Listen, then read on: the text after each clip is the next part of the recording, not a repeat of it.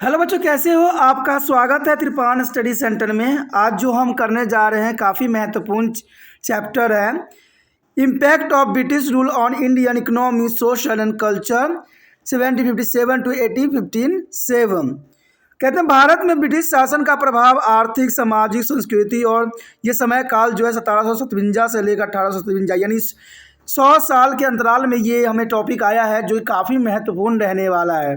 ये टॉपिक हर एक क्लास के बच्चों के लिए इंपॉर्टेंट रहेगा, चाहे वो सीबीएसई के में पढ़ते हों, चाहे यूपी बोर्ड के बच्चे हों, चाहे एनआईओएस के बच्चे हों, चाहे बिहार बोर्ड के बच्चे हों। सभी बच्चों के लिए ये टॉपिक काफ़ी महत्वपूर्ण रहेगा। अगर उनके सिलेबस में टॉपिक रहे तो उनके लिए बहुत ही महत्व रखेगा। इवन कि जो बच्चे कंपटीशन की तैयारी कर रहे हैं उनके लिए भी काफ़ी महत्वपूर्ण ये टॉपिक बनने वाला है। लेकिन आपको पता है, टॉपिक स्टार्ट करने से पहले एक बात जो मैं हमेशा कहता हूँ, जिसको आपको सोचना भी चाहिए, विचार भी करना चाहिए और इवन अमल भी करना चाहिए, वो ये है कि जब भी वीडियो देखिए पूरा देखिए, क्योंकि अधूरा जानकारी सदैव खतरनाक होता है। साथ में एक इम्पोर्टेंट बात ये भी रहता है, अगर आप पहली बार वीडियो देख रहे हो तो लाइक शेयर सब्सक्राइब करना मत भूलना, क्योंकि दोस्तों लाइक कीजिएगा तो बनाने वाले का मनोबल बढ़ता है, सब्सक्राइब कीजिएगा तो इससे ये होता है कि जब भी मैं कोई वीडियो डालूंगा उसका नोटिफिकेशन आपको समय रहते मिल जाएगा। और देखिए शेयर का मतलब ये होता है कि आपके थ्रू ना जाने किन बच्चों को हेल्प मिल जाए, ये आप भी नहीं जानोगे, इसलिए जो है आप शेयर जरूर करो, ठीक है। व्हाट्सएप स्टेटस पे भी लगाओ। दोस्तों एनएसएस सेंटर जो है कई मानने में बहुत से बच्चों के लिए हेल्पफुल है, चाहे वो 8th क्लास हो, 9th 10th 11th 12th हो, चाहे वो एनआईओएस बोर्ड के बच्चे हों, ठीक है, चाहे बीए एमए के बच्चे हो, सभी क्लासों के लिए कुछ ना कुछ जो है त्रिपान एनएसएस सेंटर में उपलब्ध है। तो इसलिए आपके लिए ज़रूरी है कि आप सब्सक्राइब करके इसको चैनल को जो है सेव कर लो, नहीं तो बाद में अगर रिसर्च करोगे तो शायद आपको ये चैनल प्राप्त ना हो। तो इसलिए सोचना नहीं, विचार नहीं करना है, सब्सक्राइब करके जो है अपने पास सेव करना है। दोस्तों ये तो बात था आपके लिए, लेकिन अब देखते हैं हमारा आज टॉपिक क्या है। The next topic is important है, methods of colonialism in India. The method of colonialism in India, that is the most important topic here. Look at the map of Europe. You will find many big and small states on it. When the Industrial Revolution started in Europe, those small states did not have a sufficient raw material for their industry. A market for their is the finishing goods.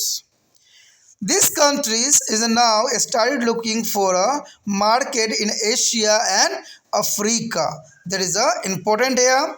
There is a market, there is a finishing good on industries, raw material. Now they started looking for the market in Asia and Africa.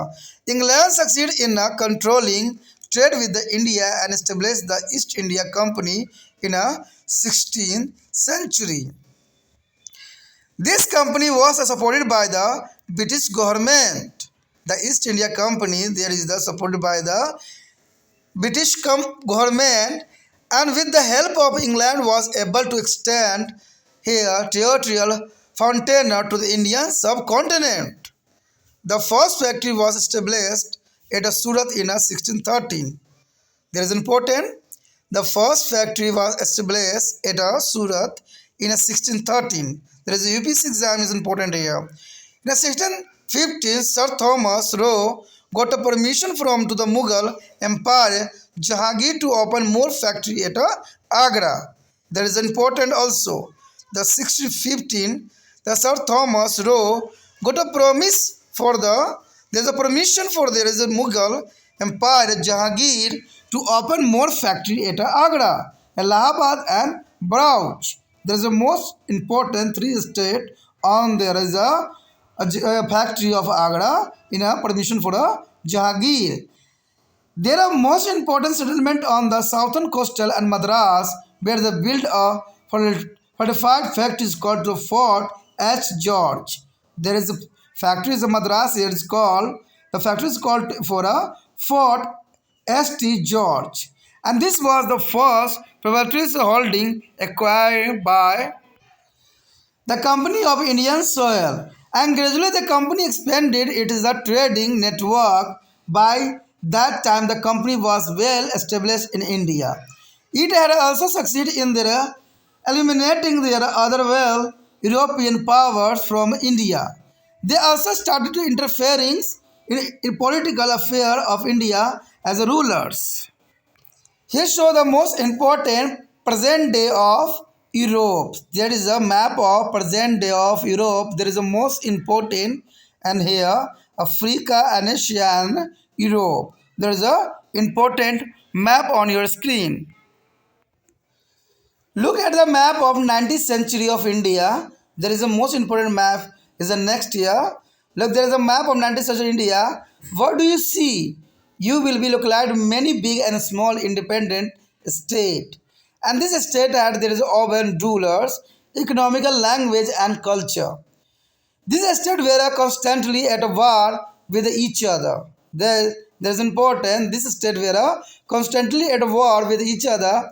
It was not surprising that their affair and the easy prey with their European power, especially their British.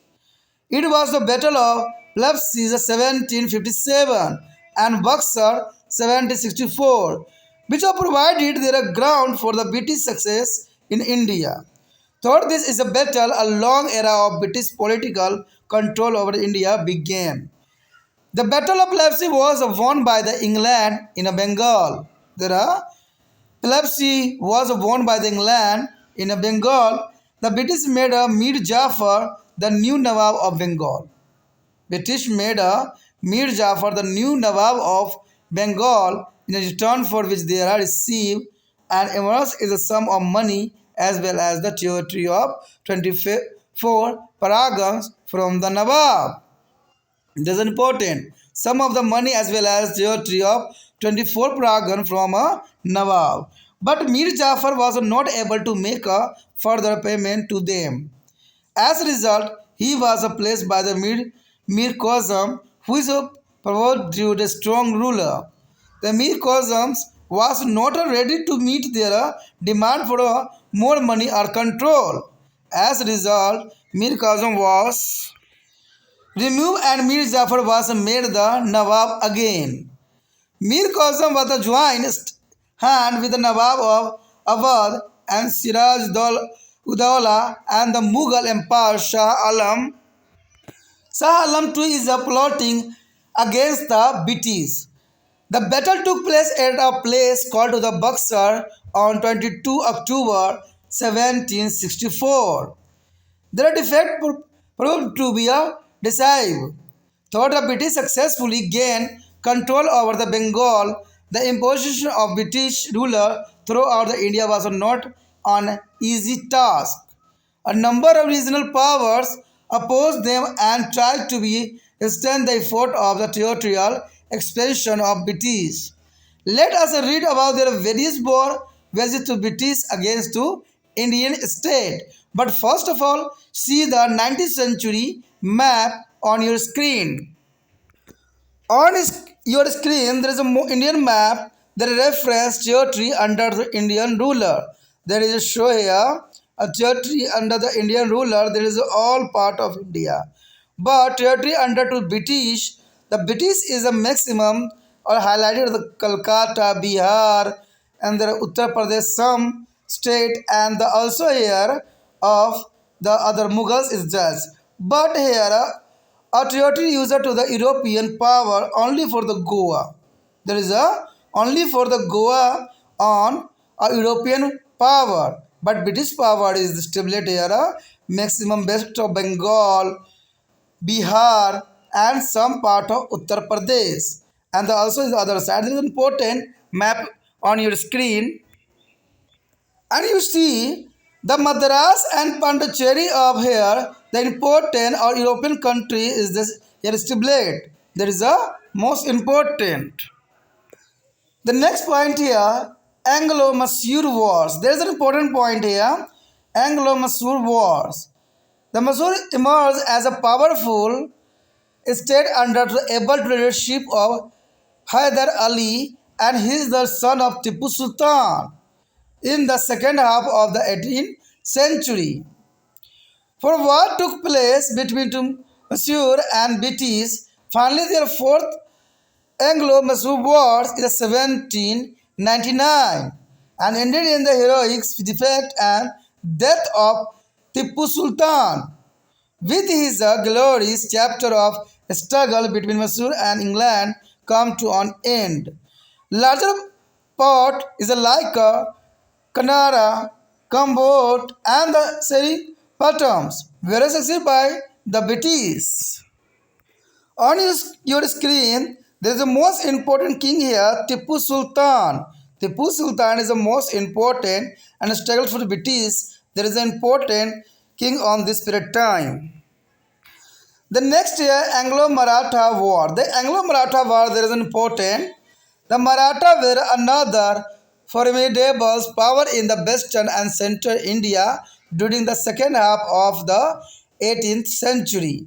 But the struggle for a power among the themselves give a British an opportunity to be intervenes. There is the internal matters. The many wars took place between the British and Marathas mainly on account of the subsidiary alliance.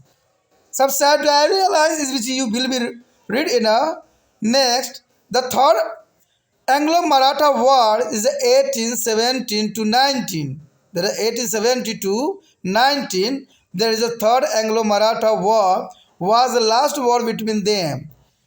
The English defected to the Peshawar and they wanted him to be annexed all the territory.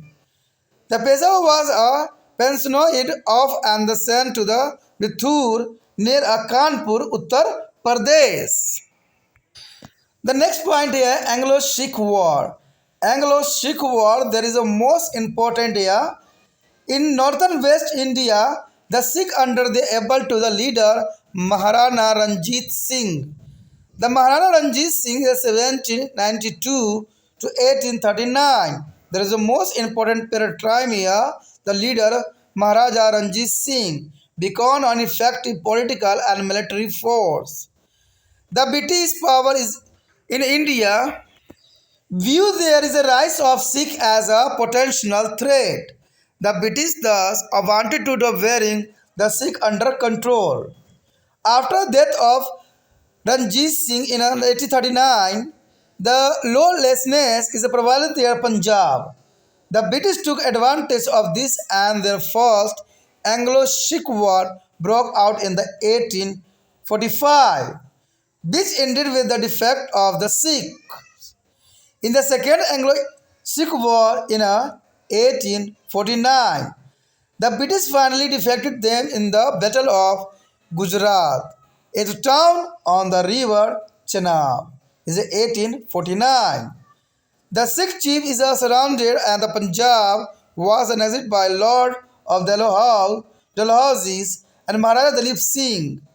The Maharaja Dalip Singh, the son of Maharaja Ranjit Singh, was pensioned off and sent to England. Here on the screen, your Maharaja Ranjit Singh, there is a very powerful person on this period time here. The stability of Punjab on this person. The next point here, other consequent system of alliance and annexation. There is an important point right here. The third battle of Panipat against the Marathas in 1761 had already provided with the stage for the success of British in India. Soon many more native states come under the British control. And this was done by a system of alliance called Doctrines of the Lapse and Subsidiary Alliance. Doctrine of the Lapse has led to be a number of independent kingdoms, began annexed to be British Empire. And these were states that were enjoying British protection, but their rulers had died without any living and natural heir to be throne. And their adopted son could now not longer inherit to be property or the pension, which was granted to them by the British. In this way, Dalhousie is annexed to the Maratha state of Sura, Satara, and 1849 there is a here. Satara is a 1849 and Sambholpur is a 1850. Udaipur is a 1852 and Nagpur here 1853. Jhansi here 1854 and Awadh is a 1856. In a subsidiary alliance in the Indian state that were under a British protection had to be suspend their army and intended to maintain British troops. And they also is surrounded, there is control on their foreign affair and let go on their right to make alliance with other foreign state for any purpose, and economics and political. In the return, there was given to protection by British from their rebel. The policy of annexation affected not only their Indian ruler but also those who were dependent upon them, such as soldier, craft, and people, and even nobles. Even the traditional scholarly style, a classless, is a lost their protagon, and from there is ruler as a chieftain and noble and the jamidar, and where thus the improvised. And thus by the mid 19th century, so single Indian power was there to challenges are assessed to British. Assam, Arkan, and northern eastern regions and part of the Nepal and Burma were already annexed to the 1818 to the 1826. The British also occupied the Sindh in 1843. There is the most important period time here. Here show the your screen the Rani Lakshmi Bai on this period time. There is a most important battle Rani Lakshmi Bai of, and it shows of the sun here. किसी ने सच ही कहा है कि जैसे बीज बोओगे वैसा ही फल काटोगे, और कहते हैं जब बीज बोया जाए बबूल का तो वहाँ पर आम कहाँ से प्राप्त होगा। तो यही बात उस समय इस भारत उपनिवेशों के करण की तकनीकों के बारे में बताता है कि जब महाराजाओं ने अपनी बुद्धिमत्ता का ये सबूत दिया कि पूरे ही राज्य ब्रिटिश के हाथों में सौंप दिया, तो आने वाला जनरेशन जो था वो बहुत ही स्ट्रगल करना पड़ा और बहुत ही समस्याओं से गुजरना पड़ा। कहते हैं जब आप शुरू में ही गलतियां करने स्टार्ट कर दोगे तो अंत में आपको क्या प्राप्त होगा। और इवन ये पढ़ाई पे भी लागू होता है। अगर आप शुरू से टॉपिक नहीं समझते हो, नहीं जानते हो, नहीं करते हो, तो आप लास्ट में क्या कर लोगे? क्या 5-10 क्वेश्चन करने से क्या आप टॉपर कहलाओगे? फिर तो आपको पास होने पे भी जो है मुश्किल पड़ जाएगा। इसलिए सदैव त्रिपान स्टडी सेंटर यही बात को प्रायोरिटी देता है कि आपको चैप्टर को समझना चाहिए कि चैप्टर में है क्या। जब आपको चैप्टर समझ में आ जाएगा तो सोच लीजिए कोई भी क्वेश्चन आपके लिए आसान नहीं रहेगा। तो इससे त्रिपान सेंटर यही बात हमेशा कहता है कि आगे की तैयारी करनी है तो अभी से शुरुआत कर दो। अगर अभी जो गलतियां करोगे उसका परिणाम आपको फ्यूचर में पता चलेगा, इसलिए अभी से गलती करना छोड़ दो। और यही बात उस समय के राजाओं ने किया। कहते जब राजा ने अपने पुत्रों के, अपने आने वाले भविष्य के बारे में कुछ नहीं सोचा, सोचा तो सिर्फ इतना कि अपना राज्य कैसे बचाया जाए और कैसे ब्रिटिश के हाथ एक कठपुतली बन जाए। और आने वाला समय में बहुत स्ट्रगल हुआ।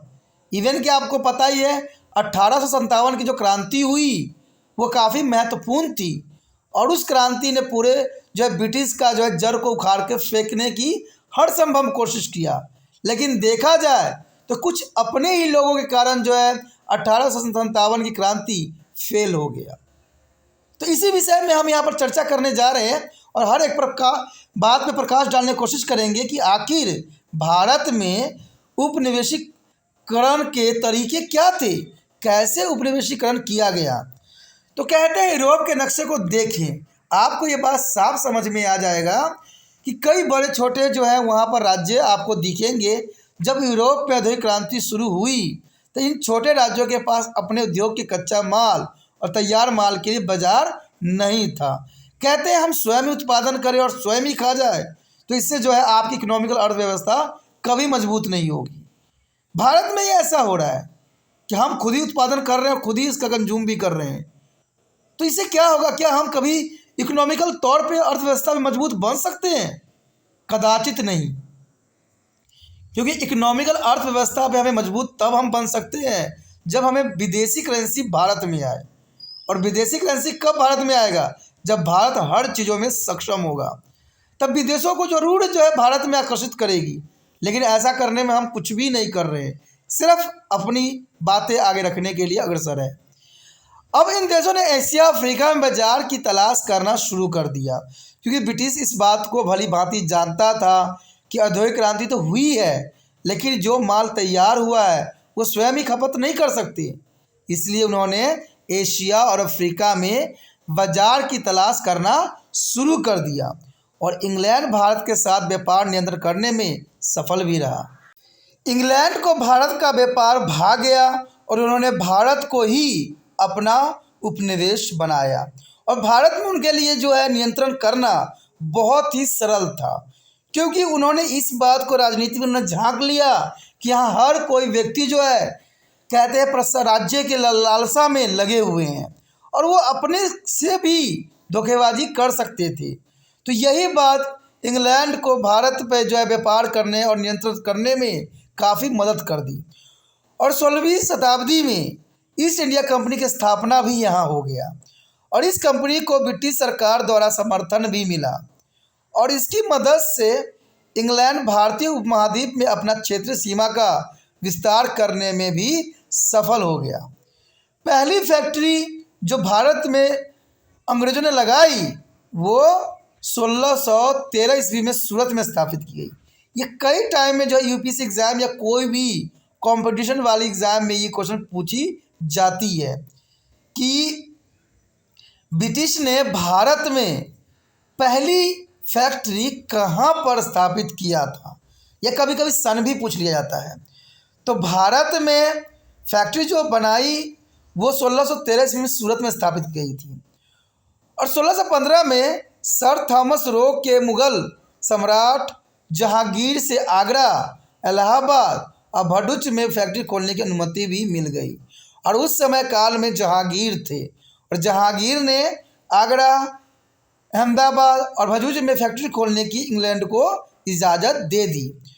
उनकी महत्वपूर्ण बस्तियां दक्षिण तट पर मद्रास में थी, यानी अंग्रेज़ों की जो बस्ती थी उस समय मद्रास में थी, जहां उन्होंने एक किले जो है बंद फैक्ट्री का निर्माण किया। देखिए पहले से इन्होंने सोच लिया, इसलिए उन्होंने किले बंद फैक्ट्री का निर्माण किया, यानी मकसद थी फैक्ट्री बनाने की, लेकिन वास्तविकता थी उनकी वहाँ पर राज्य करने की। कहते हैं सेंट जॉर्ज किला कहा जाता है, आज के समय में इसको सेंट जॉर्ज किला के नाम से जाना जाता है।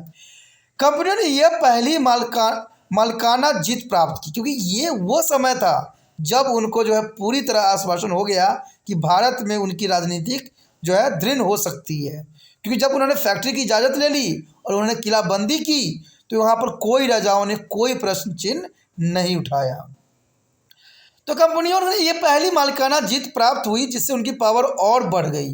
भारत की धरती पर धीरे धीरे कंपनी अपने व्यापार का विस्तार करने लगी और उस समय तक कंपनी में अच्छी तरह से स्थापित हो गई और वह भारत के अन्य प्रतिद्वंद्वियों जैसे यूरोपीय शक्तियों का अनुकूलन करने में सफल रही, क्योंकि इंग्लैंड जब भारत में अपना जब प्रभुता स्थापित करने में सफल हुए तो वो यूरोप को यहाँ पर व्यापार करने के लिए छोड़ नहीं सकते थे, इसलिए उन्होंने यूरोप की शक्तियों का उन्मूलन कर दिया।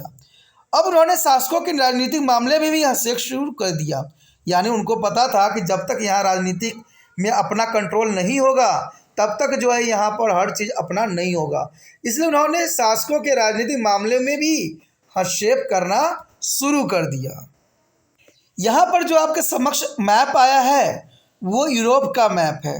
देखिए यूरोप आप देख सकते हो कि सारे जो है रूस है, यूक्रेन है, पोलैंड है, ये सारे के सारे यूरोप के अंतर्गत आते हैं। और इधर से देखिएगा तो अफ्रीका है, इधर से देखिएगा तो एशिया है। तो यूरोप के जो है लैंड पूरे ही फैला हुआ है, उत्तरी अटलांटिका महासागर भी इसी क्षेत्र में है, पुर्तगाल भी, स्पेन भी आपको नज़र आ रहा होगा। तो ये काफ़ी महत्वपूर्ण है जो कि आपके स्क्रीन पे मैप के अंतर्गत दिखाई जा रही है। 19वीं शताब्दी के भारत के नक्शे को देखो, आपको ये बात भली भांति समझ में आ जाएगा कि यहाँ पर अंग्रेज़ों और यूरोपीय वासियों का कैसे जो है भारत पे अपना जो है प्रसार बढ़ाए थे, और वो हम देखेंगे। पहले हम जानना ये चाहेंगे कि आखिर 19वीं सदी में नक्शा में जो है बदलाव क्यों आया, क्यों जो पूरे भारत जो था राजाओं महाराजाओं का देश हुआ करता था, आखिर इस नक्शे में ब्रिटिश और यूरोपों का जो है नक्शा क्यों बना के रख दिया। तो आप कई बड़े और छोटे स्वतंत्र राज्यों को भी देख सकेंगे उसमें। इन राजाओं को अपने स्वयं के शासक और अर्थव्यवस्था, भाषा और संस्कृति थी, क्योंकि इन राज्यों के अपने स्वयं के शासक थे, अर्थव्यवस्था थे और भाषा और संस्कृति थी। इन राज्यों में लगातार एक दूसरे के साथ युद्ध होते ही रहते थे। वही बात आ गई कि आपस में ये लड़ते रहते थे। आपस में जब लड़ते रहेंगे तो जनरल सी बात है तीसरा बंदा जो है इसका फ़ायदा उठा ले जाएगा। और ये आश्चर्य की बात नहीं है कि वे यूरोपीय शक्ति के विशेष रूप से ब्रिटिश के एक शासन का शिकार बन गए। यानी ये जो थे ये ब्रिटिश के लिए एक आसान शिकार बन गए, क्योंकि ये आपस में लड़ते रहते थे। वह प्लबसी जो 1757 और बक्सर की जो युद्ध हुई थी 1764 की लड़ाई थी, वो काफ़ी महत्वपूर्ण थी। कहते हैं प्लबसी और बक्सर का जो लड़ाई लड़ी गई, ये साफ कर दिया भारत में जो है अंग्रेजों के शासन के लिए। जहां अंग्रेजों को भारत में शासन स्थापित करने में सफलता प्राप्त हुई, यानी अंग्रेज यहाँ पर जीत गए। और इन लड़ाइयों के माध्यम से ब्रिटिश राजनीतिक सत्ता को एक लंबे युग की शुरुआत हो गई। प्लबसी की लड़ाई बंगाल में अंग्रेजों ने जीता था और उन्हें जो है मीर जाफर को बंगाल का नवाब बना दिया और बदले में एक विशाल राशि तथा जो है 24 परागण के क्षेत्र भी प्राप्त कर लिया। यानी मीर जाफर को जो है राजा बनाकर बहुत बड़ी राशि जो है उन्होंने हासिल किया और 24 परागण क्षेत्र भी प्राप्त कर लिया। लेकिन मीर जाफर उन्हें और अधिक भुगतान करने में सक्षम नहीं था। इसके परिणाम स्वरूप मीर कासिम जो एक मजबूत शासक था, उसे नवाब उस समय बना दिया। अब देखिए कहते हैं ना, अंग्रेजों का मकसद सिर्फ था भारत में अपना दबदबा बनाना और वो जैसा चाहे वैसा उस समय कर रहे थे राजनीतिक क्षेत्र को। मीर कासिम अधिक पैसा या नियंत्रण के लिए अंग्रेजों की मांगों को पूरा करने के लिए तैयार नहीं था। अब मीर कासिम जो था पैसा और नियंत्रण को अंग्रेजों को मांग को पूरा करने के लिए तैयार नहीं था। अंततः उसे भी हटा दिया और मीर जाफर को पुण्य नवाब बना दिया गया। तो वही मैंने कहा ना, अंग्रेज सिर्फ अपना जो है मतलब पूरा करना चाहते थे, चाहे वो मीर जाफर से हो मतलब पूरा, चाहे मीर कासिम से हो, उनका तो सिर्फ था लाभ कमाना। मीर कासिम ने अवध के नवाब सिराजुद्दौला और मुगल बादशाह आलम द्वितीय के साथ मिलकर अंग्रेजों के खिलाफ 22 अक्टूबर 1754 में बक्सर नामक जगह पर लड़ाई लड़ी और उसकी हार निर्णायक रही। कहते हैं ये लड़ाई जो थी निर्णात्मक थी और इसमें हार हो गई। तथापि अंग्रेज ने सफलतापूर्वक बंगाल पर अब नियंत्रण प्राप्त कर लिया। फिर भी जो है संपूर्ण भारत में ब्रिटिश शासन स्थापित करना एक सरल काम नहीं था और बड़ी संख्या में क्षेत्रीय शक्ति ने अंग्रेजों के जो है सीमा विस्तार के प्रयासों का विरोध करने की कोशिश की। लेकिन कहते हैं अब प्रयास करने से क्या फ़ायदा जब चिड़िया चुग गई खेत। अब प्रयास करने से क्या था जब अंग्रेज ने काफ़ी क्षेत्रों में अपना दबदबा बना लिया। तो कहते हैं इस समय वो था जहाँ पर भारतीय राजाओं का विघटन होना शुरू हो गया। अब हम विभिन्न भारतीय राजाओं के विरुद्ध अंग्रेजों द्वारा किए गए युद्धों के बारे में आगे पढ़ेंगे, लेकिन उससे पहले हम देख लेते हैं भारत का मैप जो 19वीं सदी में बनी थी और इसमें अंग्रेजों का कैसा दबदबा और क्षेत्रीय राजाओं का क्या दबदबा था। चलिए मैप के अंतर्गत हम समझने की कोशिश करें। इस मैप में आप भली भांति देख सकते हो कि जो यहाँ पर आपको यहाँ पर जो लाइन पूरे भारत में दिख रहे हैं, कलर दिख रहे हैं, वो उस समय क्षेत्रीय राजाओं के अधीन राज्य हुआ करता था। चाहे गुजरात हो, मलबा, भोज हो, मराठ हो, सदारा, हैदराबाद, निजाम, मसूर, पूना, इस सब के सब भारतीय राजाओं के द्वारा नियंत्रित था। अगर आप देखोगे यहाँ पर जो ऑरेंज कलर आपको दिखाई दे रहा है, वो जो है ब्रिटिश के अंतर्गत राज्य थे जो ब्रिटिश ने अधिकार पूरी कर लिया था। आप देख सकते हो कि सबसे पहले तो उसने बंगाल पे किया, उसके बाद बिहार, उसके बाद उत्तर प्रदेश के कुछ क्षेत्रों को भी अपने अधीन कर लिया। और ये वो समय था जब इनकी प्रभाव धीरे धीरे पूरे भारत में ही जो है बढ़ रहा था। इवन कि अगर आप देखोगे यहाँ पर रेड कलर से दर्शाया गया है, वो यूरोपीय कंपनी थी। यूरोपीय कंपनी गोवा, मद्रास और पंडिचेरी में अपना नियंत्रण स्थापित करने में सफल थी, लेकिन बाद में ब्रिटिश ने इसको भी खदेड़ के यहाँ से भगा दिया और एकाधिकार कर लिया पूरे भारत पे। तो ये मैप भी आपको समझने के लिए काफ़ी महत्वपूर्ण है। अब चलिए देखें जो इंडो एग्लो युद्ध हुई, अब कौन कौन से युद्ध जो थे निर्णायक युद्ध थे जो भारत के जो है पूरा ही इतिहास को ही बदल दिया। चलिए देखते हैं कौन कौन से युद्ध है। देखा जाए तो पहला युद्ध तो यही था, एंग्लो मैसूर युद्ध। एंग्लो मैसूर युद्ध, जो कि एंग्लो मैसूर युद्ध के नाम जाना जाता है, कहते हैं हैदर अली और उसके पुत्र टीपू सुल्तान के समक्ष नेतृत्व में मैसूर एक शक्तिशाली राज्य के रूप में 18वीं सदी के उत्तरार्ध में उभरा। यानी देखा जाए तो यहाँ पर जो है मैसूर जो था 18वीं सदी में काफ़ी पावरफुल था, और उसमें हैदर अली और उसके पुत्र टीपू सुल्तान का बहुत महत्वपूर्ण योगदान था, और इन्होंने बहुत ही मजबूती से अपने राज्य को जो है बनाया था। लेकिन अंग्रेज़ों और मैसूर के बीच 4 युद्ध हुए। अंत में चौथे एंग्लो मैसूर युद्ध में, जो कि 1799 में वीरतापूर्ण हार और टीपू सुल्तान की मृत्यु को मैसूर और अंग्रेज़ों के बीच संघर्ष का एक गौरवशाली अध्याय समाप्त हो गया। कहते हैं इस युद्ध में अंग्रेज़ों ने टीपू सुल्तान को बहुत ही चतुराई के साथ जो है हत्या की थी। आप समझ सकते हो कि एंग्लो मैसूर युद्ध में अंग्रेज़ों ने यहाँ चापलूसी का जो है परिचय दिया, और टीपू सुल्तान को जो है धोखे से हत्या की गई। नहीं तो टीपू सुल्तान जो था अंग्रेज़ों से 2-4 हाथ करने को सदैव तैयार थे। कहते कनारा और केलम बटर और जो है श्रीरंगपट्टनम जैसे बड़े बंदरगाह अंग्रेजों द्वारा जो है सुरक्षित अधिकार में ले लिए गए। यानी इस युद्ध का परिणाम यही हुआ कि अंग्रेज जो है टीपू सुल्तान की हत्या करने में सफल हो गए, और इसके कारण जो है कनारा, कोलम्बेटर और जो है श्रीरंगपट्टनम में अपना अधिकार जो है स्थापित करने में अंग्रेज जो थे सफल हो गए।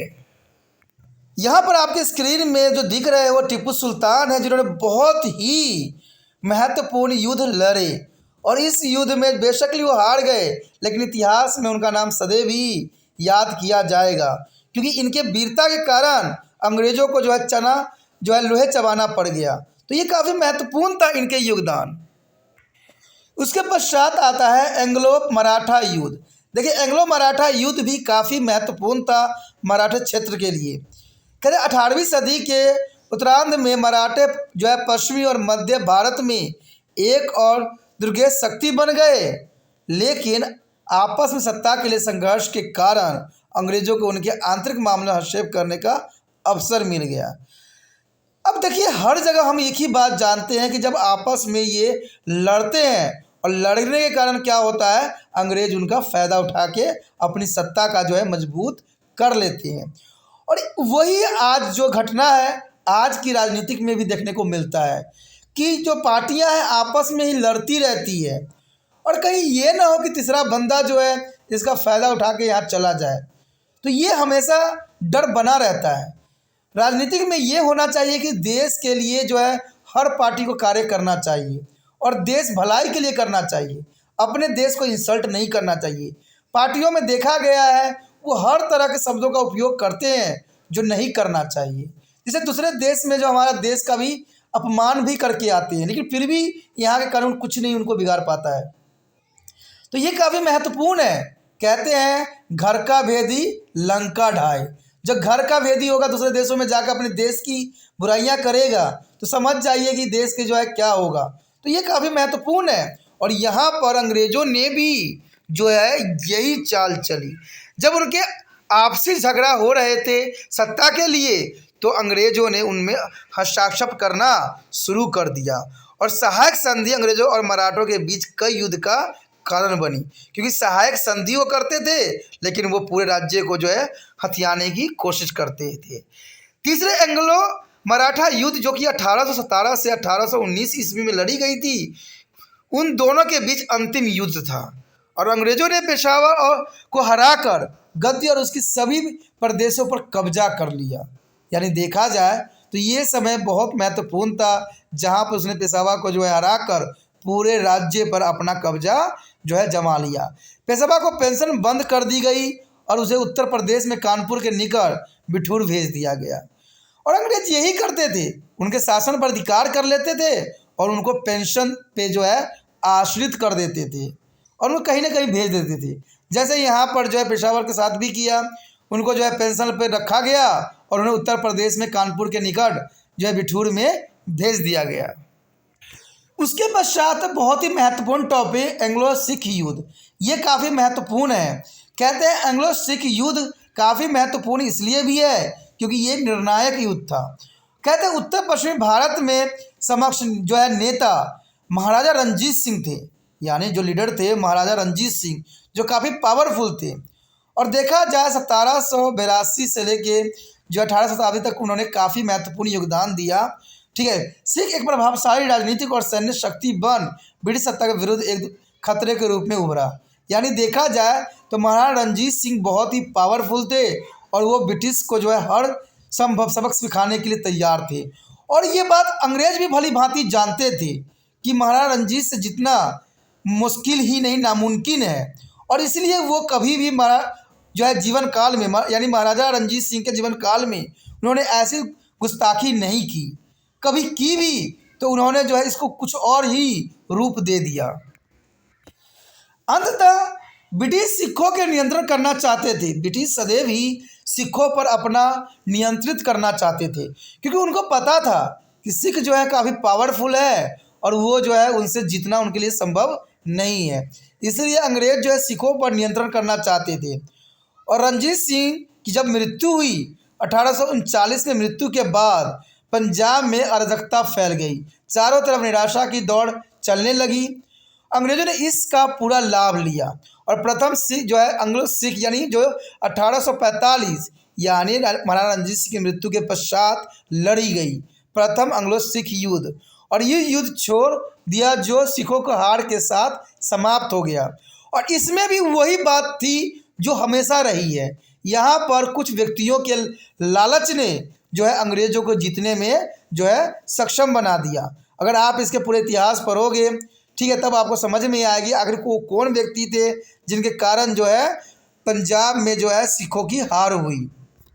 और वो दो बंदे सिर्फ थे, और दो बंदों के कारण जो था पूरा सिख समुदाय जो था हार गई, और जिसके कारण जो है अगले सिख युद्ध के कारण रंजीत सिंह की पूरे शासन पे, राज्य पे जो है अंग्रेजों ने अपना कब्जा जमा लिया। और कहते हैं उसके बाद द्वितीय एंग्लो सिख भी युद्ध हुई जो 1849 में हुई, और अंग्रेज ने सिखों के गुजरात चिनाब नदी के पास के शहर की लड़ाई में हरा दिया। और ये हार बहुत ही कहते हैं बेकार थी, जिसके कारण पूरा ही नियंत्रण अंग्रेजों के हाथों में चला गया और सिखों के प्रमुख ने आत्मसमर्पण कर दिया और पंजाब पर लॉर्ड डलहौजी द्वारा कब्जा कर लिया गया। यानी लॉर्ड डलहौजी उस समय का जो है मेन व्यक्ति थे जिन्होंने इस पर पूरा ही कब्जा कर लिया। उनके चापलूसी के कारण ही ये संभव हो पाया। महाराजा रंजीत सिंह के पुत्र महाराजा दिलीप सिंह को पेंशन दे के उनको जो है ईसाई अपना बना के और उनको जो है इंग्लैंड भेज दिया गया। कहते हैं उसके पश्चात भी जो है महाराजा दिलीप सिंह वापस पंजाब आए थे और फिर उन्होंने सिख धर्म को अपना लिया था। यहाँ पर जो आपके स्क्रीन पे दिख रहा होगा वो महाराजा रंजीत सिंह है। आप समझ सकते हो कि महाराजा रंजीत सिंह काफ़ी महत्वपूर्ण थे पंजाब क्षेत्र के लिए, और इनके शासनकाल में जो है अंग्रेजों ने कभी अपना सर नहीं उठाया और कभी भी महाराजा रंजीत सिंह के सामने आने का उनका पावर नहीं रही। लेकिन जैसे महाराजा रंजीत सिंह कमज़ोर होते गए, अंग्रेजों ने जो है पंजाब पे अपना कब्जा जमाने के लिए जो है शुरुआती दौर बना दी। तो ये काफ़ी महत्वपूर्ण बात थी यहाँ पर। उसके पश्चात आता है अन्य विजय, अधिग्रहण और अनुबंधों की प्रणाली। देखिए कहते हैं और भी युद्ध हुई। कहते हैं ये तो मुख्य युद्ध थी जो एंग्लो युद्ध के अंतर्गत आया था, और देखा जाए तो यहाँ पर ब्रिटिश के खिलाफ बहुत से युद्ध लड़े गए।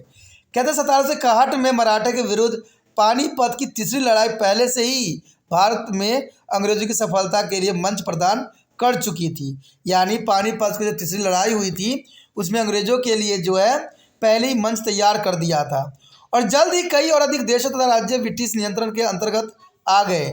और यह सब एक प्रणाली द्वारा किया गया जिसे विल्ले की नीति के नाम से जाना जाता है, यानी विल्ले के नीति कहते हैं। और साथ में सहायक संधि भी कहा जाता है इसको। सहायक संधि मतलब सहायता करने के लिए बनाई गई थी, लेकिन धीरे धीरे उन्होंने अपना पैर जो है जमा लिया। इसके द्वारा स्वतंत्र राज्यों को एक बड़ी संख्या में ब्रिटिश साम्राज्य कब्जे में ले लिया गया। यानी बहुत बड़ी संख्या में ब्रिटिश ने इंडिया के जो है राज्यों को अपने कब्जे में लिया, और कहा गया कि ये ब्रिटिश जो है संरक्षण का आनंद ले रहे हैं। यानी देखिए उस समय ये भी चापलूसी हुई कि राजाओं को संरक्षण करने के लिए ब्रिटिश ने उनको फौज प्रदान किया और उनको ये कहा कि आपको सिर्फ हम संरक्षित करेंगे। लेकिन उसके जो है शासक सिंहासन के लिए एक जो है प्राकृतिक बारिश छोड़े बिना मर गए। अब जिन्होंने बारिश नहीं छोड़ा उनके लिए अंग्रेजों ने बहुत बड़ा जो है षड्यंत्र रचा और उनके गोद लिए बेटे की संपत्ति या पेंशन अंग्रेजों ने ज़्यादा समय तक नहीं दी। और इस तरह डलहौजी ने सतारा मराठा राज्य जो 1848 में, और संबलपुर जो 1850, उदयपुर जो 1832 और नागपुर जो 1853 और झांसी जो 1854 और अवध जो 1856 पर कब्जा कर लिया। यानी लॉर्ड डलहौजी ने इन सभी क्षेत्रों पर अपना कब्जा जमाने में सफलता प्राप्त कर लिया। और सहायक संधि में जो भारतीय राज्य अंग्रेज के अधीन थे उनकी सेनाओं को निलंबन कर दिया गया। यानी जो सहायक संधि में जो भारतीय राज्य अंग्रेजों के अधीन थे उनकी सेनाओं को निलंबित कर दिया गया और उन्हें ब्रिटिश सैनिकों का बनाए रखने के लिए मजबूर किया गया। यानी ब्रिटिश सैनिकों को जो है भारतीय सैनिकों को अंग्रेज बनाने में मजबूर किया गया और उनकी ब्रिटिश कार्य पर भी अपना नियंत्रित स्थापित कर लिया। अंग्रेजों के जो है उनके किसी भी प्रयोजन आर्थिक और राजनीतिक के लिए अन्य विदेशी राज्यों के साथ गठजोड़ करने के अधिकार भी छीन लिया गया। यानी राजाओं के सारे अधिकार उस समय छीन लिया और बदले में उन्हें जो है अपने प्रतिद्वंदियों से अंग्रेज द्वारा संरक्षण भी दिया गया। तो वो सारे हटकंडे अपनाए जो उस समय राज्य को स्थापित करने के लिए उनको चाहिए था। अधिग्रहण की नीतियों ने न केवल भारतीय शासकों को भी प्रभावित किया बल्कि परंपरागत विद्वानों और पुरोहित वर्ग जो शासकों और मुखियों और अमीरों और जमींदारों के निर्भर थे वो अपना संरक्षण खो दिए और इस प्रकार वे निर्धन भी हो गए। तो ये सारे कारण जो थे उस समय काफ़ी महत्वपूर्ण थे भारत की राजनीति को जो है अपने अंडर करने के लिए। कहते हैं 19वीं सदी के मध्य तक कोई भी भारतीय शक्ति अंग्रेजों का विरोध या उन्हें चुनौती देने लायक नहीं रहे। 19वीं सदी तक कोई भी राज्य जो था भारतीय शक्ति जो थी अंग्रेजों के विरोध चुनौती देने के लायक नहीं थी। यानी वो चुनौती देने में असक्षम थे। असम, अराकान और उत्तर पूर्वी क्षेत्र जो भोपाल और बर्मा के कुछ भागों पर 1818 से लेकर 1826 से पहले ही कब्जा कर लिया गया था और अंग्रेज ने 1853 में जो सिंध पर भी कब्जा कर लिया। अब इसमें एक चित्र आया है जो काफ़ी महत्वपूर्ण है, झांसी की रानी। देखिए झांसी की रानी के कहते हैं इनके भी कोई पुत्र नहीं थे, ठीक है। इनका गोद लिया हुआ बच्चा जो था उसको अंग्रेजों ने जो है अस्वीकार कर दिया और इस युद्ध में जो है झांसी की रानी यानी 1857 क्रांति में झांसी की रानी को भी जो है कूदना पड़ा और वो अपने पुत्र को जो है गोद लिया पुत्र को अपने पीछे जो है बैठा के उन्होंने जो है ये महत्वपूर्ण युद्ध लड़ा और इसमें कहते हैं इन्होंने बहुत ही महत्वपूर्ण योगदान दिया और कहते हैं कि पुरुषों से भी महानतम कार्य किया जो कि काफ़ी महत्वपूर्ण था और अंग्रेज़ों को जो है आखिरी वक्त तक चुनौती देते रहे। तो ये सारी कहानी जो था इसी के इर्द गिर्द घूम रहे थे, राजाओं के इर्द गिर्द घूम रहे थे जिन्होंने गलतियां किया और अंग्रेज़ों को जो है भारत में अपने राज्य जो है एस्टेब्लिश करने में योगदान दिया। तो ये काफ़ी महत्वपूर्ण टॉपिक था। आगे का टॉपिक जो है आर्थिक जो है प्रभाव। तो आर्थिक प्रभाव के बारे में हम अगले टॉपिक में बात करेंगे जो कि काफ़ी महत्वपूर्ण है, ठीक है। अगर आपको ये बात सब समझ में आया, अच्छा लगा, अगर आप तिरपान स्टडी सेंटर का हेल्प करना चाहते हो तो जितना हो सके इस वीडियो को जो है शेयर करना है और शेयर के लिए कुछ नहीं करना है, यूट्यूब से लिंक को कॉपी करना है और व्हाट्सएप स्टेटस पे लगा देना है। जो बच्चे आपके कांटेक्ट में होंगे उनको भारत की जो स्टोरी है वो भी समझ में आएगा और वो आगे भी इसको फॉरवर्ड करेंगे।